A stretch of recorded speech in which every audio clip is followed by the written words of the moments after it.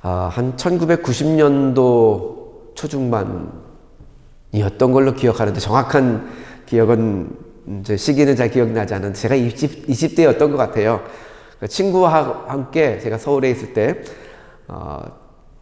춘천에 있는 닭갈비집을 한번 찾아간 적이 있습니다. 춘천 닭갈비 유명하잖아요. 아세요? 예. 지금처럼 뭐 SNS라든지 뭐 인터넷이 활성화되어 있던 시기가 아니죠. 아니, 컴퓨터 자체가 그렇게 보급 많이 되어 있지 않던 시기죠. 그래서 맛집에 대한 정보가 그리 많지 않던 시절입니다. 단지 춘천 닭갈비 뭐 유명하지만, 그래서 춘천에 가서 좀 먹어보자 하고 친구랑 간 적이 있는데요. 막상 춘천에 가서 닭갈비 골목을 찾아갔는데, 여러분 가보셨나요?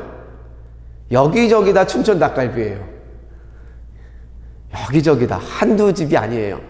게다가 모두가 다 원조 춘천 닭갈비라고 써놨어요. 뭐 아무 집이나 들어가서 먹었습니다. 뭐 어디가 진짜인지 모르니까 뭐 그런 대로 맛있게 먹고 나왔습니다. 뭐 나중에 보니까 뭐 어느 골목 안쪽에 몇 번째 집이더라, 뭐 이런 이야기를 나중에 듣기는 했는데요. 뭐 거기뿐인가요? 그러니까 어디나 유명하다 하는 식당이 있으면 근처 가면 전부 원조, 옆에는 진짜 원조, 참 원조, 뭐 이렇게 붙여가면서 자기가 진짜라고 소개를 합니다. 그 중에 하나만 진짜인데 나머지는 참 뻔뻔하기도 하죠. 옆집 가만히 내두고 자기가 원조라고. 그러나 뭐 식당뿐만 아니라요, 여러 가지 모든 것들이 그렇습니다. 하도 가짜가 많다 보니까 서로 자기가 진짜라고 주장하는데 뭐가 진짜인지 알기 어려운 시대를 우리가 삽니다. 재미나게 참기름이 있는데, 기름이면 기름이지 왜 참기름이냐, 어떤 거는 진짜 참기름이라고 참기름 이렇게 붙인 경우도 있었죠. 오늘 우리가 나눌 주제가 이 복음과 다른 복음, 다른 말로 하면 가짜 복음에 대한 이야기예요. 지난주에는 바울이 이 사도권에 대한 자기 변호하는 것을 살펴보았습니다. 왜냐하면 거짓 전도자들이죠. 거짓 전도자들이 바울의 이 복음을 훼손시키기 위해서 그의 사도권을 역시 훼손하려고 했습니다. 저가 무슨 사도냐라고 반론을 제기한 거죠. 다른 사람들에게 저 사람은 사도도 아니다. 그렇게 하면 그의 메시지도 그의 근거가 잃어버릴 수 있기 때문입니다. 물론 인간적인 기준, 사람의 기준으로 보면 그럴 만한 빌미가 있었습니다. 바울은 예수님이 살아계실 때 예수님을 따라다니던 제자가 아니었죠. 예수님을 따라다니던 제자 가운데 12명을 추려서 사도라고 불러졌습니다.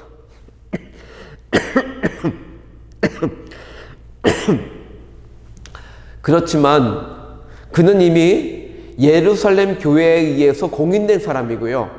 그리고 안디옥 교회를 통해서 파송된 이방인 선교사예요. 그리고 바울 개인에게는 그리스도가 직접 자신을 이방인에게 보낸 사도다라고 하는 소명의식이 있었습니다. 바울은 그런 인간적인 근거를 분명히 갖고 있지만, 그러나 그렇게 사람에 의한 변호를 하지 않고 오직 그리스도를 통한 소명만을 내세우면서 자신의 사도권을 강조했습니다. 왜 그랬냐면 그 이유가 바로 그것이 자기가 전하는 복음에 대한 아주 어떤 분명한 증거고 확신이었기 때문입니다. 예수님께서 직접 나타나셔서 나를 이방인의 사도로 보내셨다. 그 체험, 그것이 그가 전하는 복음의 핵심이기도 했습니다. 자신이 유대인이고 율법학자였죠. 율법주의자였다가 그리스도의 사도가 된 이유가 바로 그리스도의 복음 때문이었다는 이 사실을 강하게 전하기 위한 방편이었습니다. 그리고 지난주에 이어서 우리는 오늘은 바울이 갈라디아 교회들에게 이 편지를 보내게 된 중요한 이유를 좀 더 날려 보려고 합니다. 그 이유가 지금 거짓 전도자들이 퍼뜨린 다른 복음 때문이라고 그랬죠. 앞에는 그것을 위해서 사도권을 주장했다면 이제는 바울은 그 복음에 대해서 나누고 있습니다. 오늘 우리가 읽은 6절부터 10절에 보면 바울은 4번이나 걸쳐서 다른 복음이라는 표현을 쓰면서 말하고 있습니다. 본문 6절에 보면 바울은 다른 복음 따르는 것을 이상히 여긴다라고 표현하고 있어요. 그리고 더 강한 어조로 다른 복음에 대해서 경고를 합니다. 7절에는 다른 복음은 없다. 그리고 8절과 9절에는 이 다른 복음을 전하는 자는 저주를 받을 것이다. 이렇게까지 선포를 합니다. 바울의 이 표현들은 갈라디아 교인들에게는 굉장히 자극적이었을 겁니다. 왜냐하면 갈라디아 사람들의 생각에 그들의 생각했던 어떤 반응보다 자기들의 행동에 대한 반응보다 바울의 표현이 더 충격적인 표현들이었기 때문이에요. 여러분 생각하세요. 저주를 받는다는 표현 얼마나 충격적입니까? 왜냐하면 그들은 자신들에게 이 소위 말하는 다른 복음을 전하는 자들도 그리스도를 믿는 사람들이고 그래도 복음을 전한다고 생각하고 있었기 때문이에요. 갈라디아 교인들은 그저 교회 안에 여러 가지 가르침들 가운데 또 다른 가르침이겠거니라고 생각했다는 겁니다. 비록 갈라디아 사람들이 그들을 선동한 사람들이 전한 복음을 받아들이기 시작했을지라도 그들은 예수님이나 또 예수 그리스도의 은혜나 하나님을 떠난다고 생각하지는 않았을 겁니다. 그런데 저주를 받는다라고 표현하니까 얼마나 놀랐겠어요.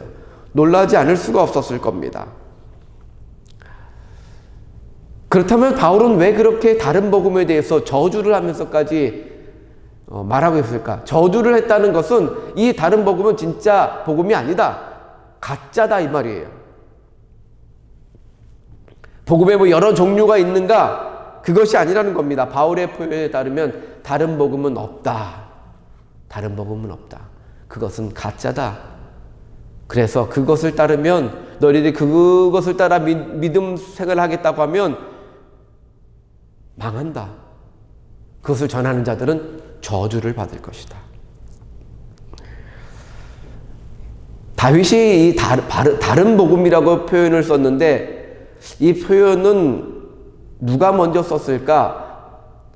아마도 그것을 전하는 사람들이 사용했을 것이라고 그렇게 생각됩니다. 그들이 전하면서 우리가 전하는 이 복음은 너희들이 알고 있는 바울이 전했던 복음과는 다른 복음이다 라고 말했다는 거죠. 그래서 갈라디아 교인들은 그들이 전하는 가르침도 다른 복음이라고 생각했다는 거예요.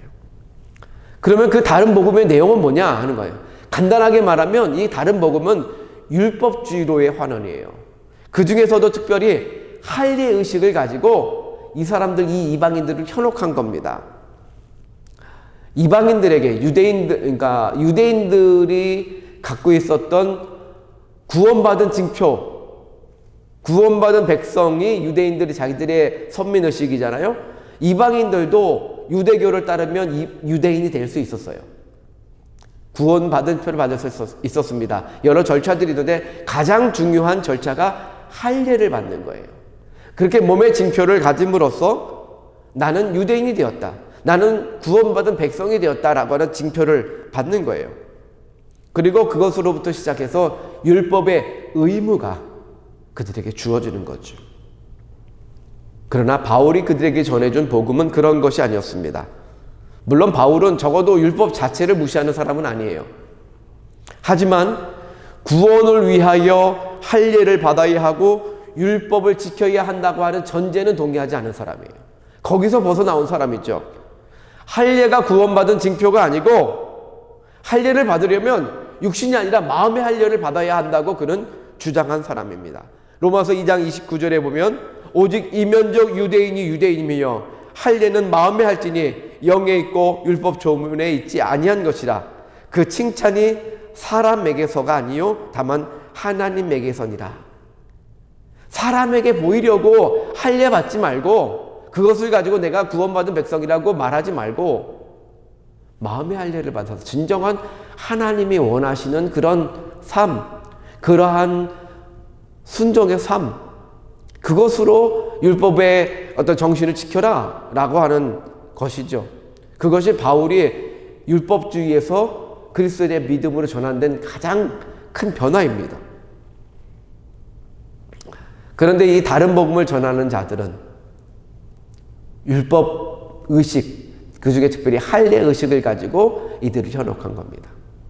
그래서 이 다른 사람들이 정체가 뭐냐, 정말 교회에서 파송된 다른 어떤 사람들이냐, 혹은 그렇게 말하는 학자들이 있습니다.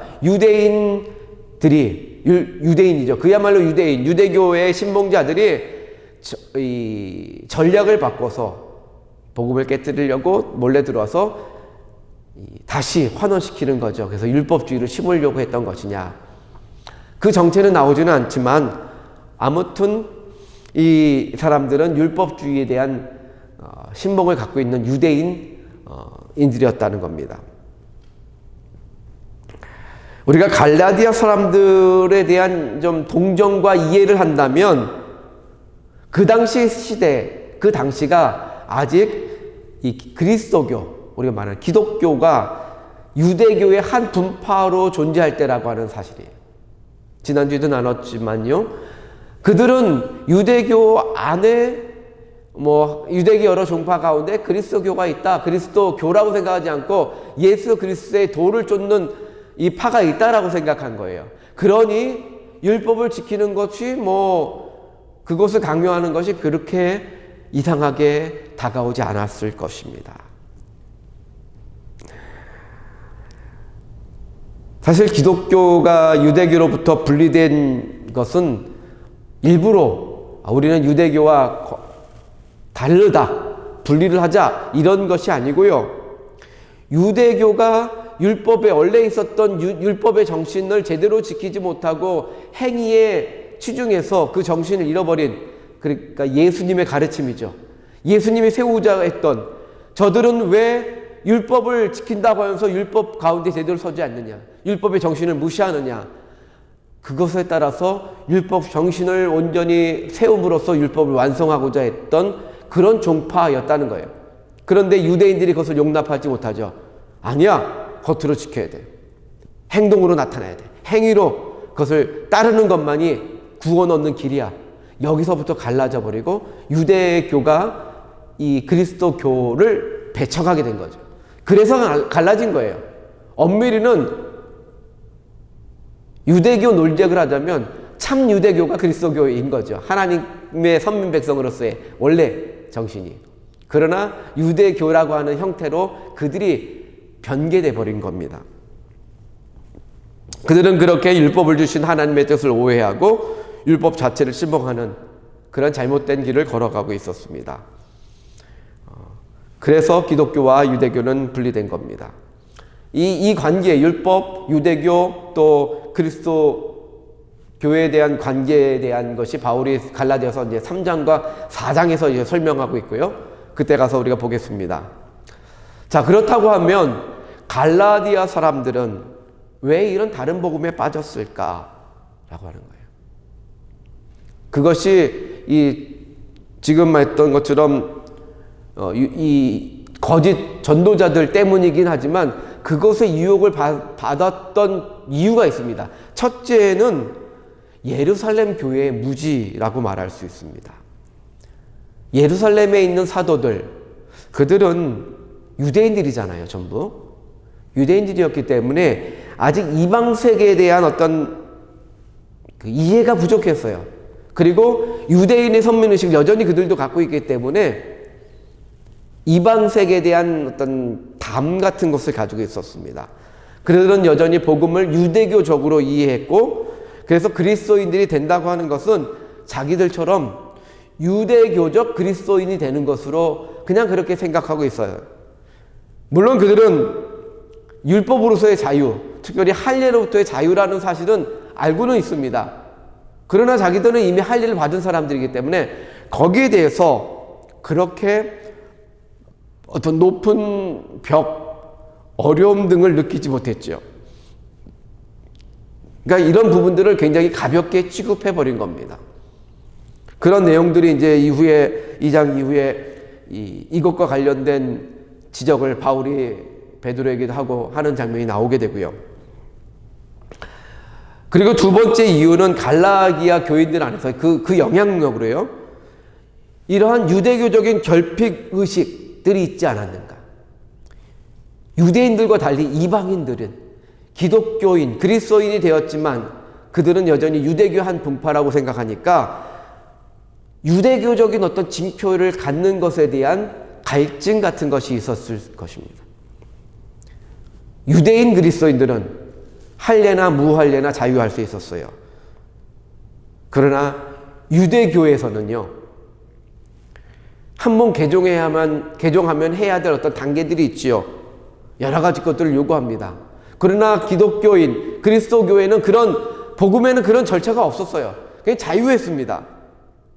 구원을 위한 어떤 육체적인 혹은 명문화된 의무 같은 것을 주지 않았지요. 왜냐하면 복음 안에서 가장 중요한 것은 어떤 단계를 받아서 지식을 얻는 것이 아니라 성령의 인도하심을 따라서 사는 그런 깨달음, 자기 고백, 그리고 그것을 따르는 어떤 윤리적인 삶, 그리스도를 따르는 삶, 이것들이 중요했기 때문이죠. 그래서 복음은 그들에게 자유를 주었습니다. 율법으로부터의 자유, 어떤 명문화된 틀로부터의 자유를 준 거예요. 그 정신을 세워라 가라고 말한 거죠. 그런데 이 자유가 이방인 그리스도인들에게는 공허함으로 다가온 겁니다. 자신이 구원받았다고 하는 징표를 보여줄 수가 없어요. 마치 오늘날 구원파들이 와가지고 당신 구원받았습니까? 교인들한테 물었을 때 확실한 답을 못했던 것과 마찬가지죠. 구원받은 것 같은데 그럼 언제 받았습니까? 어디서 받았습니까? 추궁하면 내가 언제 어디서 받았지? 확신이 없다는 거예요. 그럼 당신은 구원받지 않은 겁니다 라고 말하는 이 구원받을처럼 이방인 그리스도인들은 스스로 유대인 그리스도인들과 비교했을 때 내가 뭔가 된 증거가 없는 거예요. 그때 그들에게 와서 거짓 전도자들이 다른 복음을 전하는 겁니다. 그리고 할례를 받아라. 그리스도인이 되는 것도 역시 복음을 받지만 할례는 받아야 돼. 이렇게 그들을 현혹했다는 것입니다.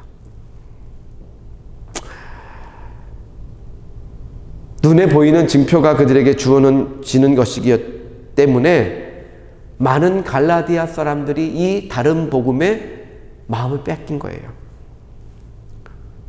이런 현상은 모든 종교에서, 특별히 우리 기독교, 우리 하나님을 믿는 종교에서 역사 속에서 계속 반복되어져 나타났던 겁니다. 하나님은 형상을 만들지 말라고 말씀하시는데 사람들은 자꾸 눈에 보이는 증거, 형상을 추구해요. 모세가 십계명을 받으러 시내산에 올라갔을 때 하나님은 그 이전에도 하나님에 대한 형상을 만들지 말라고 명령하셨는데 이스라엘 백성들은 우리를 구원한 하나님이 어디 있느냐, 우리가 예배할 대상을 보여달라 아론에게 요구해서 금붙이를 가져와 가지고 송아지 형상을 만들어 거기 앞에 절을 했죠. 이것과 같은 일들이 계속해서 반복되어 나타난다는 겁니다. 유대교의 율법주의는 바로 그 송아지 형상화시킨 거예요. 율법을. 그것을 자기 몸의 징표로 할례로 갖고 있는 거예요. 그에 반해서 그리스도교는 그런 형상을 다시 없애버립니다. 눈에 보이는 게 없어요. 바울은 마음의 할례를 받으라고 주장하죠. 그래서 그 사람들은 공허하니까 눈에 보이는 것을 제시해주는 이것이 너무나 반갑고 빠져들어갈 수밖에 없었다. 그러면 바울이 증거한 복음은 무엇인가? 오늘 본문에서는, 오늘 성경 갈라디아에서는 바울이 전하는 복음의 핵심을 담겨져 있습니다. 6절에 그리스도의 은혜로 부르셨다라고 하는 표현입니다. 유대교의 구원과는 율법의 준수에 있지요. 그런데 사실은 율법의 본래 기능이 구원 기능은 아니에요. 구원받기 위해서 율법을 지킨다가 아닌 건 아니었습니다. 이제 그런 어떤 유대교와 율법이 어떻게 그렇게 변질됐는가에 대해서 또 바울이 3장에 설명하고 있으니까 그때 살펴보기로 했고요. 바울이 체험한 그리스도의 복음은 이 율법주의에 대해서 은혜로 부르시는 복음이라는 거예요. 바울이 증거한, 그리고 우리가 믿고 있는 복음은 그야말로 복음입니다. 복된 소식, 기쁨의 소식입니다. 구원 밖에 있는 이방인들이, 우리의 어떤 노력으로도 구원에 이를 수 없었지만 하나님께서 그리스도를 통해 베푸신 은혜로 말미암아 우리를 불러주셨다. 어디로? 하나님의 자녀로 불러주셨다. 그리고 그렇다면 그 그리스도의 은혜란 무엇인가? 그것이 앞에 지난주에 본 본문 4절에 있죠. 1절과 4절에 설명하고 있습니다. 그리고 이 은혜는 갈라디아 사람들도 익히 알고 있는 그런 복음입니다. 1절에 보면 오직 그리스도와 그를 죽은 자 가운데서 살리신 하나님 아버지라고 표현하고 있죠. 또 4절에 보면 그리스도께서 하나님 곧 우리 아버지의 뜻을 따라 이 악한 세대에서 우리를 건지시려고 자기 몸을 대속하기 위하여 자기 몸을 주셨으니 라고 쓰고 있습니다. 우리가 너무나 잘 알고 있는 십자가의 죽음과 부활 사건입니다. 이것이 우리에게 구원을 가져오는 중대한 사건이죠. 과정입니다. 그런데 바울은 여기서 아주 중요한 서술을 하나 하고 있습니다. 예수 그리스도의 부활 사건을 말하는데 하나님 아버지가 일으키신 사건이라고 말해요. 죽은 자 가운데서 예수 그리스도를 죽은 자 가운데서 하나님 아버지가 일으키셨다라고 말합니다. 전적으로 하나님의 주권 하에 이루어진 일이라는 겁니다. 그리고 바울이 그렇게 죽음과 부활을 선포한 것은 우리도 하나님이 죽음 가운데서 살리실 것을 약속하는 것을 말하기 위한 겁니다. 만약 예수 그리스도가 스스로 부활하셨다라고 말하면 죽은 우리도 마치 스스로 부활해야 될 것 같은 부담. 그러나 하나님이 그를 죽은 자 가운데서 일으키셨어요. 죽었지만 부활시키셨습니다. 그리고 우리도 죽음 가운데서 우리를 불러서 살리실 거다라고 하는 믿음입니다. 구원은 철저히 수동적이라는 겁니다. 내 스스로 하는 것이 없어요. 예수님 역시도 죽음 가운데서 다시 일어난 부활을 스스로 한 것이 아니라고 바울은 표현하고 있는 겁니다. 부활은 수동적인 거예요. 그래서 율법으로도 이뤄낼 수 없습니다. 다른 어떤 선행으로도 얻을 수 없는 겁니다. 불가능한 겁니다. 그리고 그렇게 예수 그리스도가 아버지의 뜻에 순종하여 우리를 대속하기 위하여 자기 몸을 제물로 주심으로 우리에게 필요한 모든 율법적인 대속 제사는 완성된 겁니다. 율법이 파기된 게 아니라 율법을 완성시키신 거예요. 그리고 그 믿음을 가지고, 동일한 믿음을 가지고 그 죽음의 자신을 던지는 자는 다시 살리심을 입는 구원을 누리게 될 것이다. 바로 이것이 복음이에요. 스스로 죽지 않으면 부활하지 못한다고 하는 것이 성경의 가르침이에요. 예수님의 가르침이었습니다. 그리고 이 복음은 천사라도 바꿀 수 없는 진리라고 하는 것입니다. 예수 그리스도도 혼자 힘으로 부활한 것이 아닐진데 이 땅에 어느 누가 자기 힘으로 죽음을 이기고 생명을 누리고 부활을 누릴 수 있겠습니까? 이것은 철저히 하나님의 은혜로만 가능한 것입니다. 그래서 바울은 그리스도의 은혜, 십자가에 자신을 내어주신 그 은혜, 그리고 그리스도를 다시 살리신 그리스도를 통해 나타난 은혜로 우리나 갈라디아 교인들이나 다 구원을 얻을 것이라고 전하고 있습니다. 그런데 다른 복음이 이런 하나님의 은혜를 폐하고 그리스도의 죽음을 헛되시게 하는 것이기 때문에 바울은 8절과 9절에서 두 번이나 반복해서 저주를 받을 것이라고 선언했던 것입니다. 내가 전에 말하였거니와 지금 내가 다시 말하노니 만일 누구든지 너희가 받은 것 외에 다른 복음을 전하면 저주를 받을 것이니라.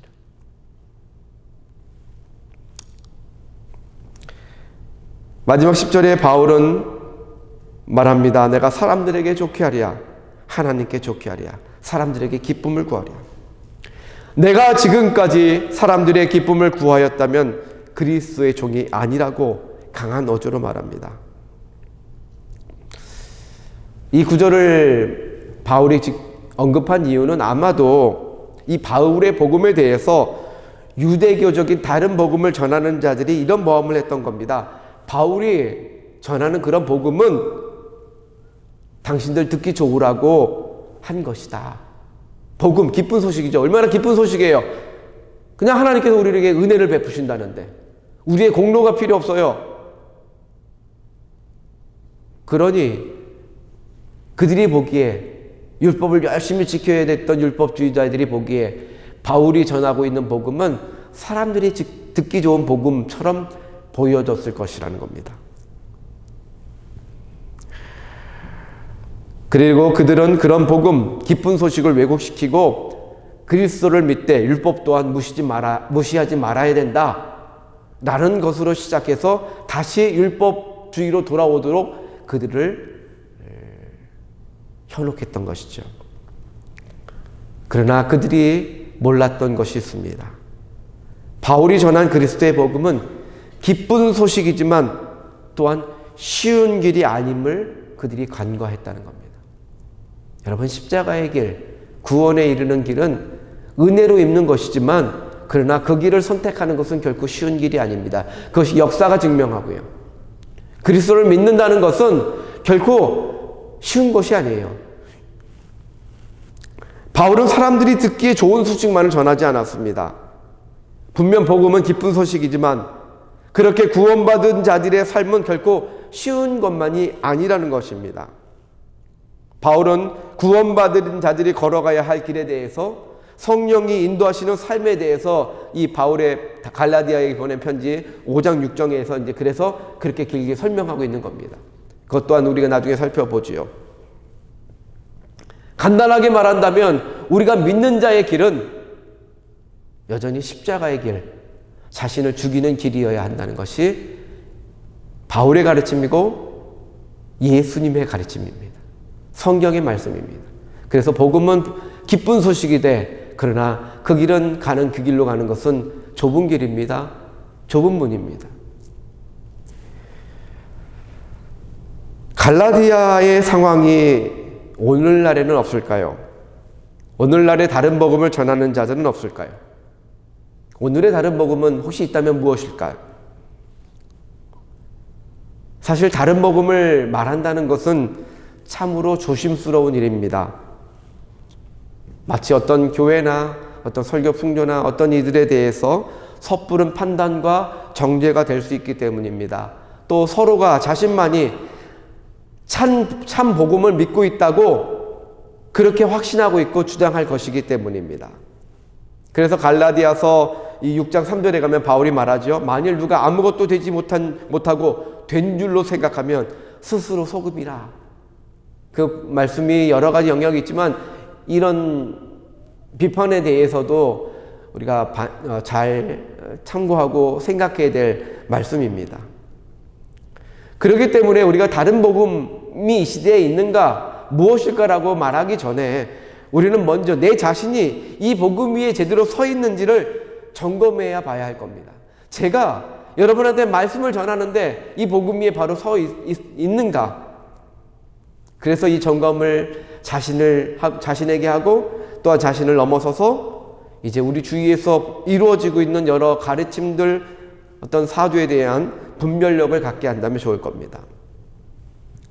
구체적인 어떤 것들이 다른 복음이다라고 규정 짓기보다는 바울이 전했던 갈라디아 전체에서 말하고 있는 복음과 다른 복음의 차이를 우리가 분별할 줄 안다면 이 땅에서 이루어지는 복음과 다른 복음의 차이도 충분히 분별할 수 있을 것이라고 생각됩니다.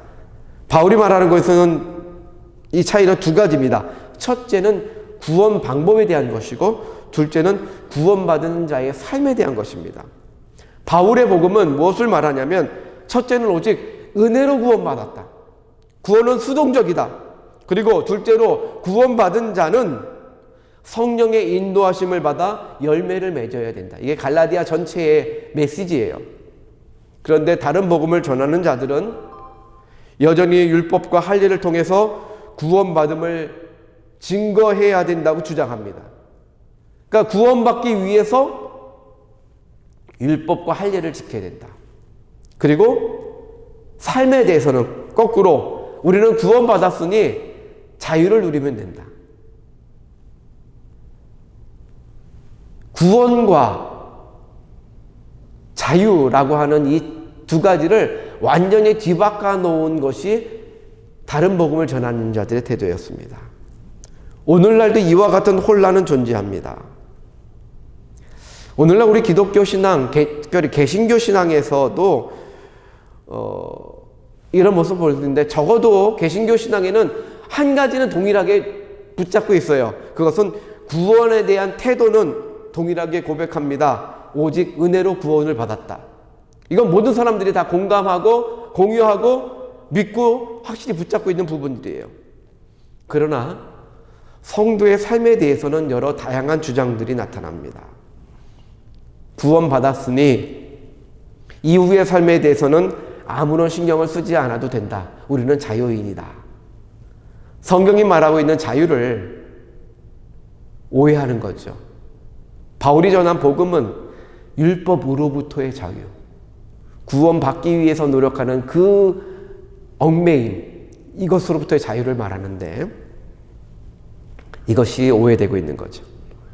또 은혜를 강조하느라고 그리스도인이 받는 고난에 대해서는 말하지 않는 가르침들. 은혜 받는 것이 좋지요. 그런데 은혜로 구원받았다라고 하는 구원받음과 내 삶에서 내가 막 살아도 계속 하나님 은혜만 주신다 라고 은혜를 오용하는 경우들이 많다는 거예요. 은혜는 구원에 적용되는 거예요.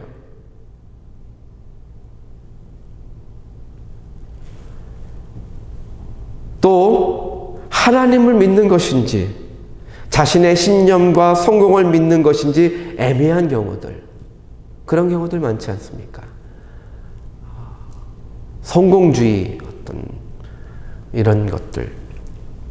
또 역으로요, 신앙을 증거하기 위해서 내가 좋은 신앙이다, 내가 구원받은 자다 라고 하는 것을 드러내기 위해서 주일 성수나 11조의 의무나 하면서 마치 율법과 유사한 어떤 외적 지침을 따르는 것을 강조하는 태도들이 있습니다. 이것은 마찬가지로 율법과 마찬가지로 율법들의 원래 정신은 율법을 지켜야 되는 정신이 있어요. 주일 성수하고 11조 드리고 헌금 생활하는 것에 어떤 정신이 있습니다. 그런데 이것이 그것을 넘어서서 어떤 분들은 주일 성수 안 하면 저주받는다. 11조 안 하면 저주받는다. 하나님께 벌을 받는다. 이것은 성경을 완전히 왜곡한 거예요. 그런 것이 의무가 아니라 의무지만 교회 공동체적 의무이고 내가 자발적으로 하나님 앞에 드리는 우리의 마음이 중요한 것이지 안 하면 벌을 받는 그러한 체계로 주어진 것은 아니라는 거예요. 때로는 제자 훈련을 받거나 어떤 신앙 코스를 받는 것이 마치 외적인 신앙의 척도로 보여지는 것도 있습니다. 우리가 제자 훈련 왜 받습니까? 말씀을 더 알고 내가 훈련받기 위해서 받는 것이 제자 훈련 받았다고 내 신앙이 좋아졌다고 하는 증거가 될 수 있는 건 아닙니다. 그런데요, 한참 제자 훈련이 유행할 때, 여전히 지금도 하지만 지금도 아주 더 뜨거울 때가 있습니다. 그때 제자 훈련을 잘하는 교회의 교인들은 이 자부심에 차 있었어요. 그래서 그렇지 않은 교회 교인들을 만나면 마치 자기는 신앙이 이만큼 성숙해 있고 그렇지 않은 교회 교인들은 신앙이 저급한 것인 양 취급하는 태도들도 있었어요. 여러분, 심각하게는 눈에 보이는 십자가나 건물이나 심지어 성경책 자체를 주술적으로 신앙하는 태도들도 있습니다. 무엇보다 건물, 이 교회 건물에 대한 신앙, 이거는 굉장히 심각하지요. 중세교회가 그래서 타락했는데 시대를 넘어서서 지금 다시 그런 모습이 나타나고 있다. 또 거룩이라는 이유로 세상 밖에 불러내진 존재로 살게 하는 것, 이것도 복음에 대한 잘못된 태도예요. 성도의 거룩이라고 하는 것은 세상에서부터 분리돼서 나와서 거룩한 것이 아니라 세상 가운데 들어가지만 거기서 성결된 모습, 거룩한 성도의 모습을 드러내는 것, 이것이 성경이 말하고 있는 주님께서 원하시는 거룩의 모습이에요. 그런데 굉장히 성도들을 세상으로 분리시키고 교인들끼리 따로 모이게 하고 교회로만 불러들이는 그런 풍조들이 있었죠. 무엇보다 확실한 다른 복음, 아니 거짓 복음은 바울이 언급한 바 사람들에게 좋게 하는 풍조입니다. 사람들의 인기와 기쁨을 부르는 목소리입니다. 이것이 거짓 복음입니다. 중세시대에는 바로 이런 모습들이 모두 나타났었습니다. 그래서 종교개혁이 일어났지요. 그리고 종교개혁자들은 모두가 다 한결같이 구원에 대한 두 가지의 바퀴를 강조했습니다. 이 복음에 대한 두 가지 바퀴를 강조했습니다. 하나는 오직 은혜로 구원받았다라고 하는 사실, 그리고 다른 하나는 성화라고 해서 구원받은 자의 삶에 대한 강조였어요. 이것이 양 두 축이에요. 이 두 바퀴로 같이 우리 성도의 삶이 굴러간다라고 생각했습니다. 하지만 여전히 이러한 다른 복음의 형태들은 시대를 넘나들며 여러 모습으로 우리 안에 침투해 왔고요, 또 침투해 올 것입니다. 갈라디아 시대와 마찬가지로 우리가 사는 시대도 복음에 대한 혼란이 있습니다. 서로 자신이 참 복음이라고 주장하고 있기 때문에 무엇이 옳은가를 찾는 것은 어려운 일입니다. 모두가 다 성경에 근거하고 있다고 말합니다. 그러나 성경에 근거한다고 할 때 여러분, 성경이 한두 구절을 인용한다고 해서 성경을 근거한 것은 아닙니다. 이것을 제일 잘하는 사람들이 신천지식 성경 인용이에요. 그리고 막 이것저것 끼워 맞춰서, 옛날 여호와 증인도 그랬고요, 원하는 것만 구절만 끼워 맞춰가지고 마치 성경이 전체가 막 말하고 있는 것이 자기 것을 주장하지요. 성경 구절이 이 구절과 다른 구절, 저기 신약 갔다 구약 갔다 왔다 갔다 하는 것이 아니라 그 본문 전체의 문맥 안에서 그 구절이 어떤 의미로 사용되고 있는가, 거기에 맞게 그것을 주장하고 있는가를 분별하는 것이 성경을 근거한다고 할 때 그 사람의 말에 이 신뢰를 가질 수 있는 이 근거입니다. 그리스도께서 우리에게 은혜를 베풀어 우리가 구원을 얻은 이래로 다른 복음으로의 유혹은 끊이지 않고 있습니다. 우리가 이런 유혹에 노출된 이유도, 또 우리가 여전히 고난과 역경의 가운데 살면서 신앙을 지키는 이유도 아직 하나님의 나라가 완성되지 않았기 때문입니다. 우리는 이미 구원을 받았지만 아직 그리스도의 재림을 보지 못했습니다. 주님께서 아직 다시 오지 않았습니다. 이 이미와 아직 사이에 살고 있는 우리는 오직 순전한 복음을 붙잡고 살아가야 합니다. 다른 복음은 없습니다.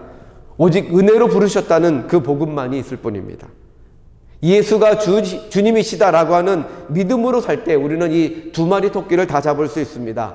예수님은 십자가의 죽음과 부활로 우리에게 생명을 주신 우리의 주인이시다. 그리고 예수님이 우리의 주인이시기에 우리의 모든 삶의 방향도 예수님의 가르침에 따라야 할 것이다. 이것이 바로 복음에 대한 우리 믿음의 고백입니다.